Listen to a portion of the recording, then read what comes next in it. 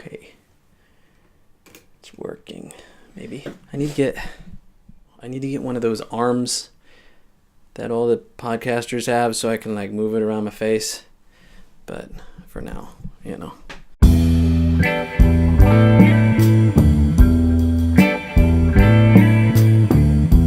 Hello everybody, and welcome to the 4th edition of the Weekly Wadai. My name is Micah, and you are listening to the Hetare Gaijin podcast. For newcomers, if you're listening to this podcast for the first time and you don't know how you got here or why, this is a podcast intended for Japanese learners by myself, a Japanese learner. And the format of this podcast is I have two different styles of episodes. One is I interview Japanese people, mostly my friends, and I try to use my Japanese. The idea behind that is, so when you're speaking to a person who's not a native speaker in your language, I found that we have a tendency to alter our speech. I speak, the pace of our speech. We seem to speak more slowly, and we choose certain words that are more likely to be understood. And I found that when I speak Japanese to Japanese people, they tend to do the same thing. And so people like us, people who are studying the language and are kind of stuck in the intermediate level, it might produce a good opportunity to listen to native conversations, and it'd be more likely that you'd be able to understand it. And also, when you're listening to native Japanese people speaking, when they're using words and things that you don't understand, there's nobody that's going to stop the conversation and clarify like a certain vocabulary word that you didn't know. Whereas myself, there's a lot of stuff that I don't know. And so when I'm talking to these people, if they use certain terms or phrases that I'm not familiar with, I use that opportunity to clarify and, hopefully learn new words and improve my speaking ability. So we have those episodes where I'm just interviewing and talking to people in Japanese. And we have episodes like this one, which I call the Weekly Wadai, where we talk about Japanese topics, language topics, and I just basically talk about whatever. You hear that?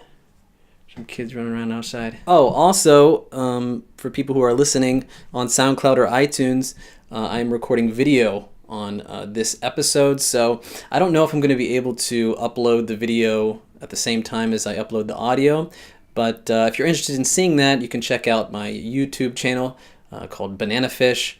The link will be in the description of this episode, so check it out. And subscribe.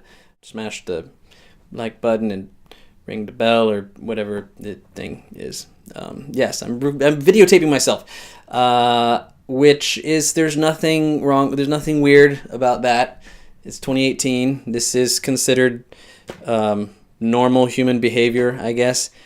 So yeah, nothing weird about it. No reason for me to feel awkward or ridiculously narcissistic in doing this. It's completely normal, completely fine, acceptable behavior.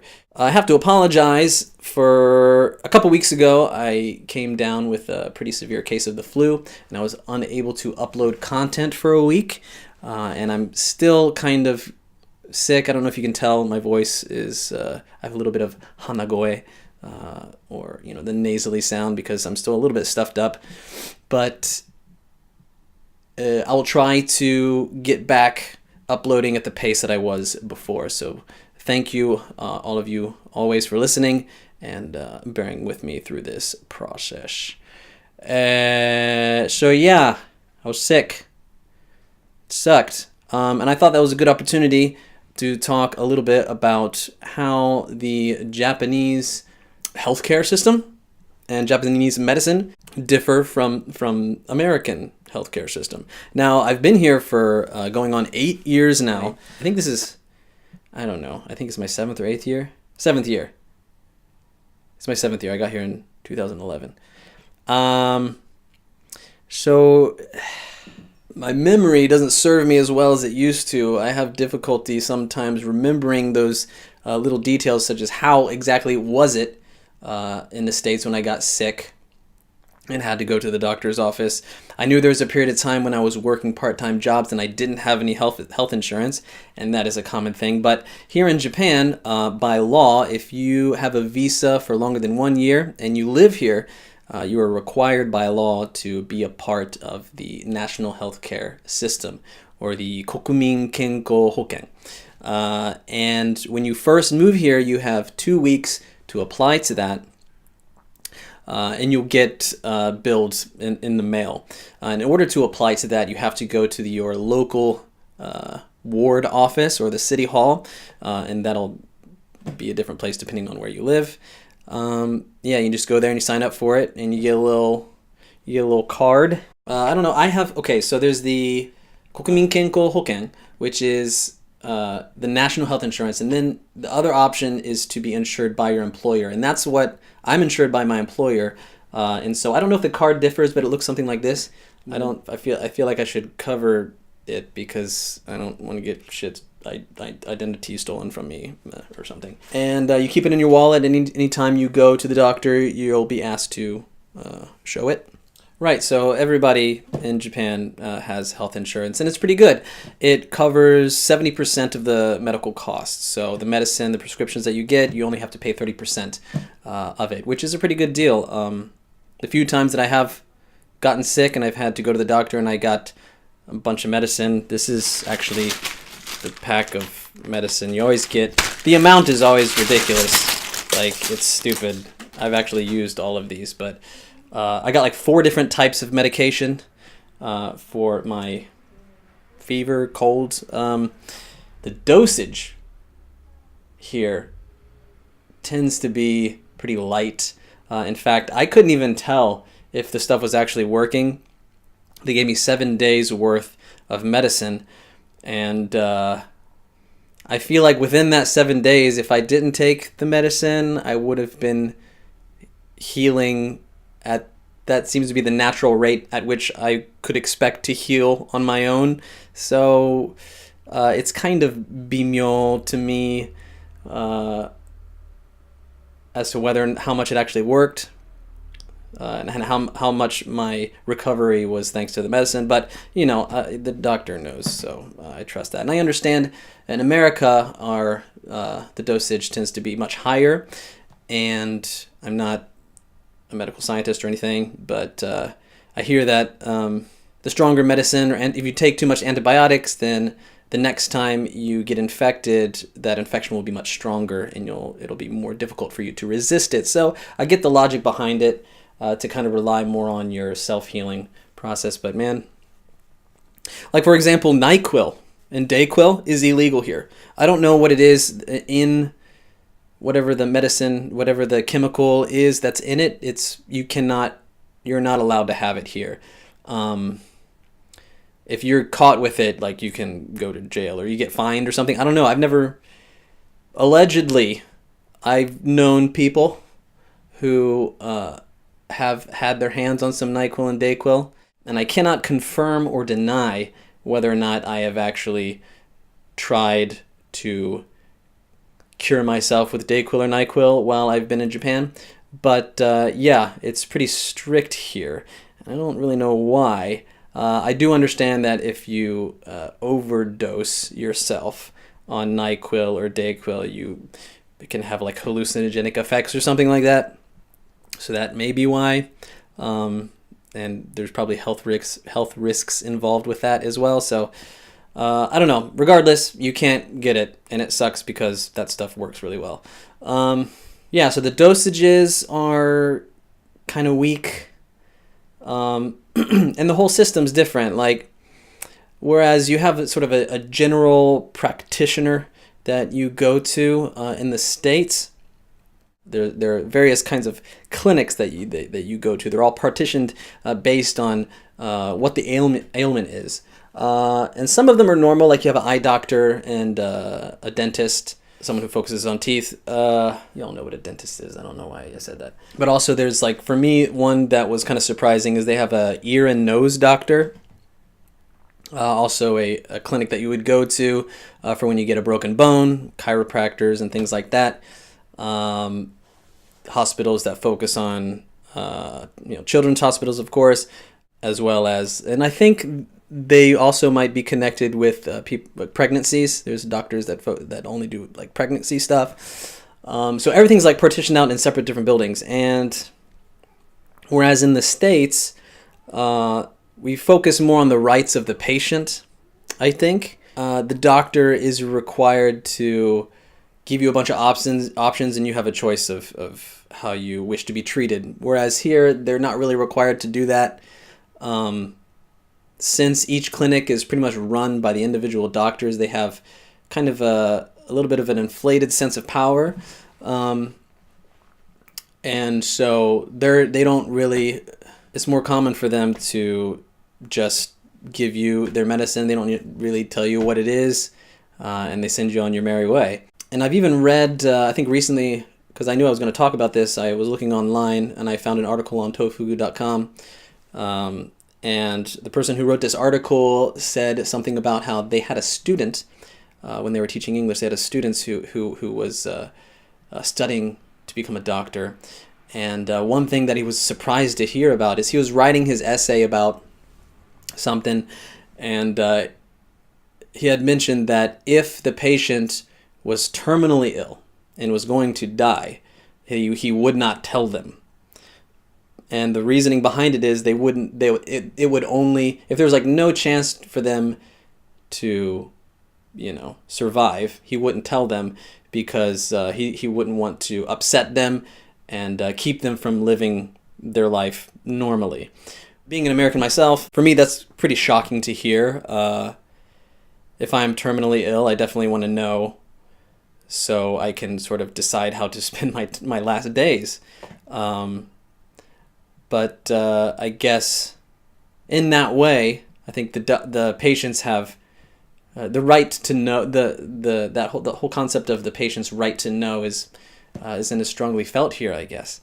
At least according to that article. I myself have never really known anybody who had to deal with that sort of situation. So this is just based on an article that I read on the internet. So if anybody has any experience contrary to these things, please let me know, because I would want to know about that as well. Well, also within that article, it was talking about they knew somebody who had like a broken arm, and they were required to stay in the hospital for like 2 weeks.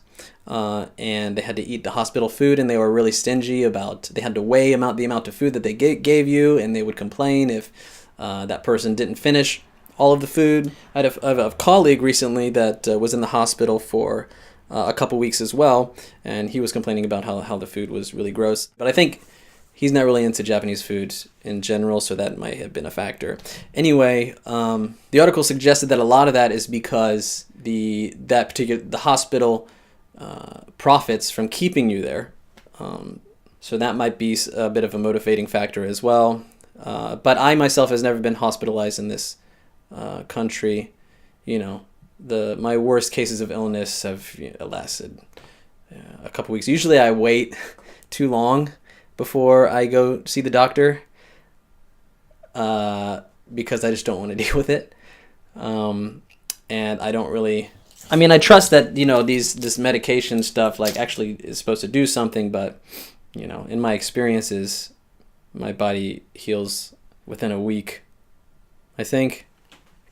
So, I don't know, but at least you have to go so, you can show your employer that you actually went to the doctor and you actually were sick.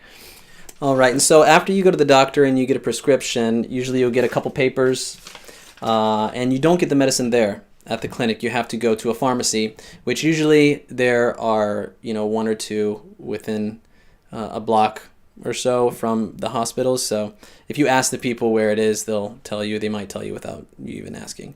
And you go there, you give them the paper, and they give you the medicine that you then pay for. So you have to pay for the doctor seeing you, which for me is generally like a little bit more than 1,000 yen, it's like 1,200 yen or something like that. And then the medication itself. And the medication that I got, I think I still have the receipt here. So you get like a paper like this that shows on medicine. I guess this is not a receipt because it doesn't say the number on it. I might have pitched it. But if I remember correctly, it was something just a little bit over 1,000 yen as well, like 1,300 yen or something. So it's super cheap. And the facilities are really nice. They're really clean. They have a lot of advanced equipment. So, like I said, I've never really had any I dislocated my shoulder one time, but nothing too serious where I really feel like I could judge positively or negatively the medical system and how efficient it actually is. But all I know is it's really cheap, and that's great.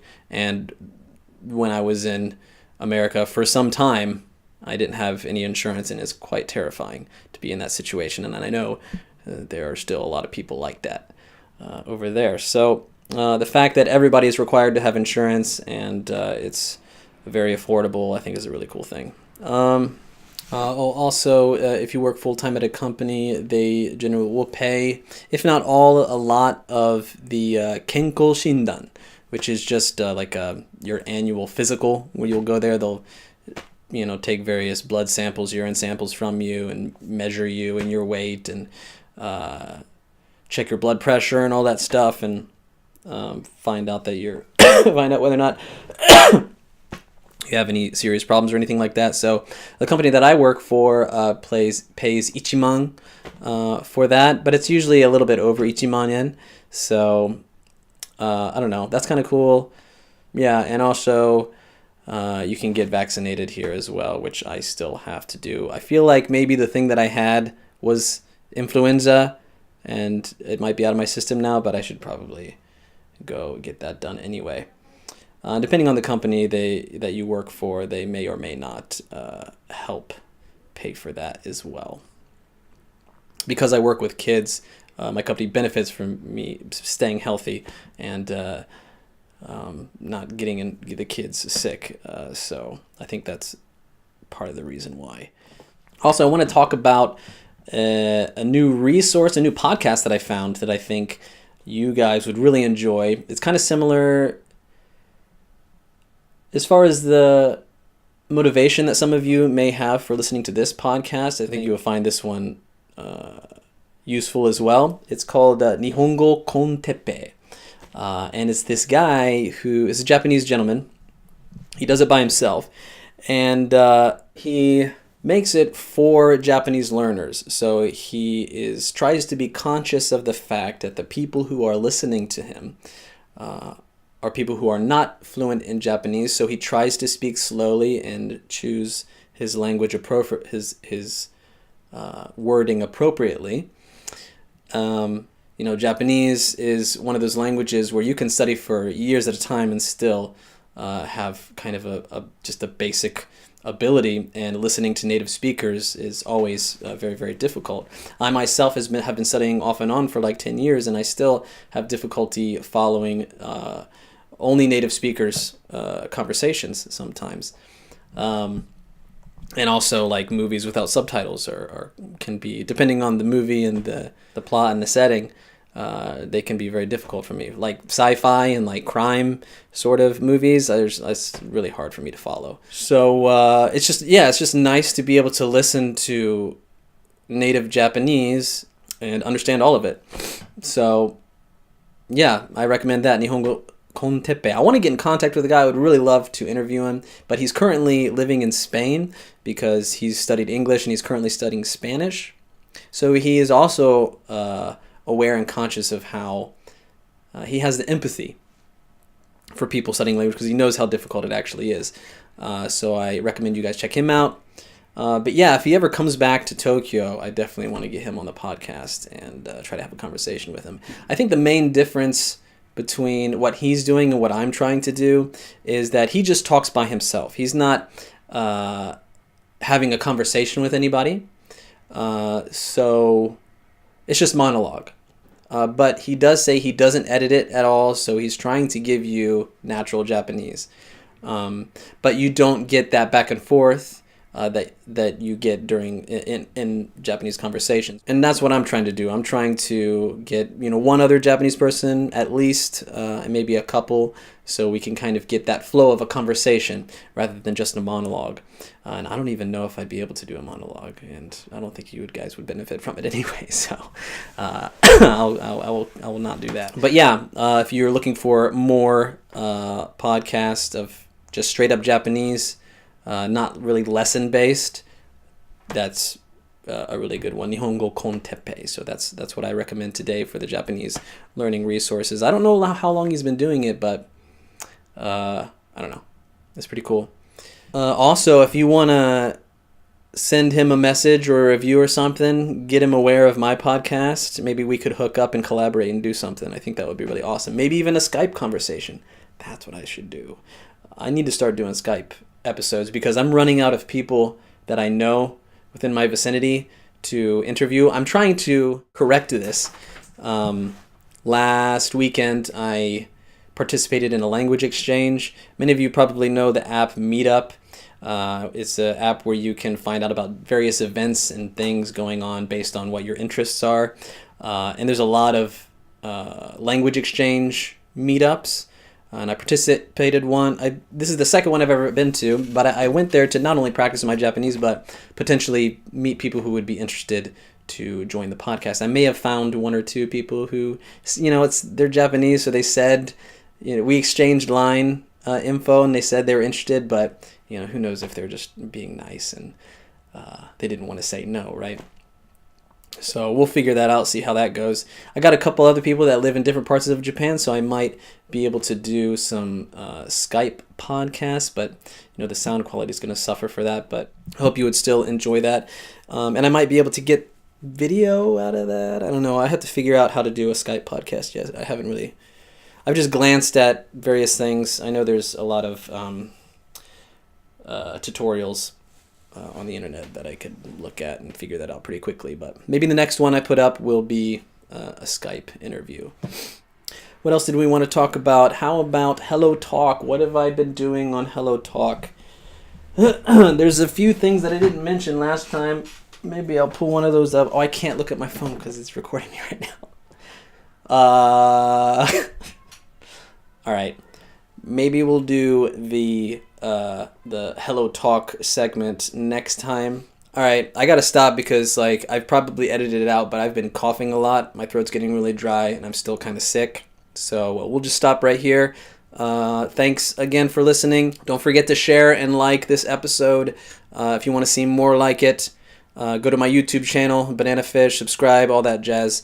Thank you very much. And we will end today on another song by a band that I discovered. If you're interested in finding some new underground Japanese bands, I recommend checking out the subreddit Japanese Underground. And that's where I found today's track, which is titled Nazo Nazo by Kigaku Moyo. So check it out. As always, thank you very much, and see you next time. Bye-bye.